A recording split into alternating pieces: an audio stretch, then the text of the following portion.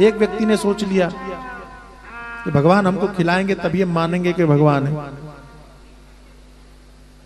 सोच लिया उसने। लेकिन व्यवस्थाएं कुछ ऐसी बन जाती कि वो भोजन की व्यवस्था हो ही जाती। घर में भी जबरदस्ती लोग खिला देते। उसने कहा यहाँ तो परीक्षण नहीं हो पाएगा, बाहर चलना पड़ेगा। तो पेड़ के ऊपर जाके बैठ गए, बरगद के पेड़ के ऊपर। यहां कौन खिलाएगा, यहां खिलाएं भगवान तो हम जाने।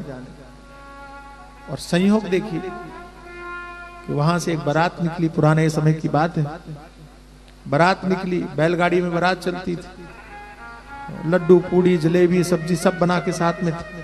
दोपहर का समय हो गया और बरगद का पेड़ बड़ा होता है, छाया देख करके सब रुक गए।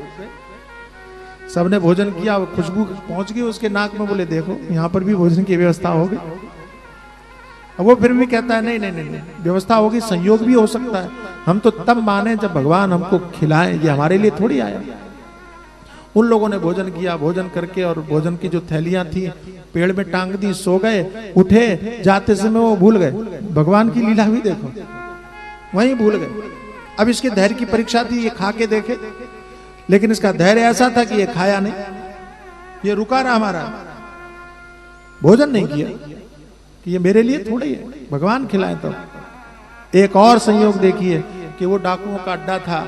रात्रि हुई और रात में डाकू लोग आए, चोरी करके लूट करके लाए, बंटवारा किया। सब बड़े प्रसन्न थे। एक बोला कि सरदार इतना माल लूट करके लाए, बड़ी भूख लगी, भोजन भी होता तो कितना आनंद आ जाता।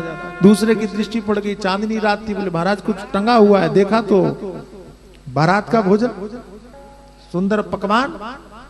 बोले सरदार भोजन भी आज तो भगवान कुछ ज्यादा ही प्रसन्न है। तो तीसरे ने कहा कि सरदार थोड़ा सोच करके, रात के समय पर यहाँ भोजन कैसे आया?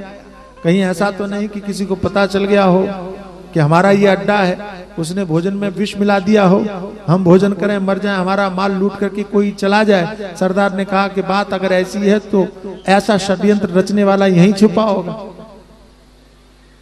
अब छुपा तो था ही ऊपर। ढूंढने लगे, ढूंढा तो वो सरदार मिल गया, पकड़ के लाए। तुमने रखा? नहीं।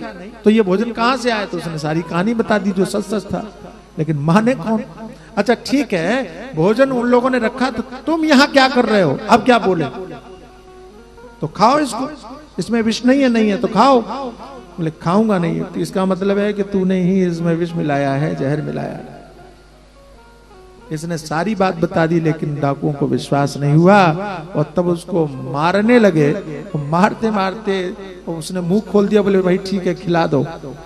तो खाने लगा, रोता जाए, खाता जाए और कहने लगे प्रभु आपको जब तक नहीं कहा था तब तक भोजन तो रोज ही मिल रहा था, लेकिन आज समझ में आ गया आपके नाम पर छोड़ा तो आप मार मार के खिलाते हो, ये समझ में आ गया।